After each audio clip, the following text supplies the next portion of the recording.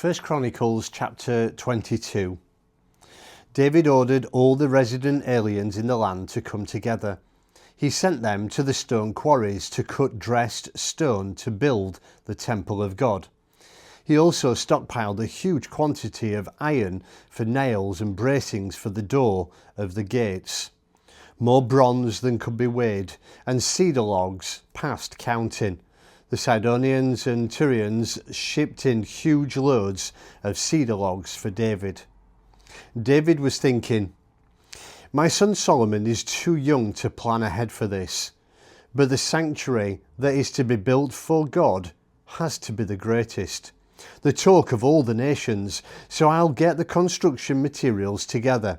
That's why David prepared this huge stockpile of building materials before he died. Then he called in Solomon his son and commanded him to build a sanctuary for the God of Israel. David said to Solomon, I wanted in the worst way to build a sanctuary to honour my God, but God prevented me, saying, you've killed too many people, fought too many wars. You are not the one to honour me by building a sanctuary.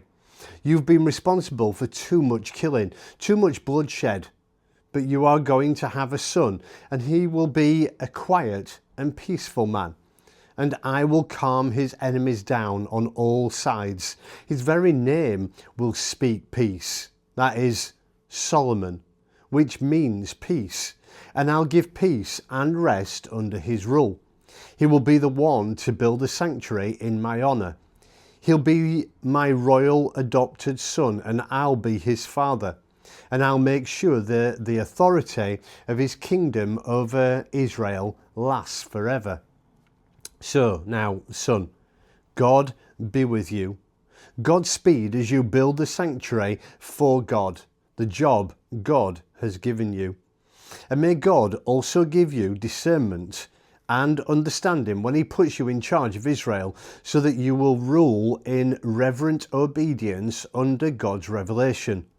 That's what will make you successful, following the directions and doing the things that God commanded Moses for Israel. Courage, take charge, don't be timid, don't hold back. Look at this. I've gone to the trouble to stockpile materials for the sanctuary of God. 100,000 talents, that's 3,775 tons of gold. 1,000,000 talents, 37,750 tons of silver. Tons of bronze and iron, too much to weigh, and all this timber and stone. And you're free to add more.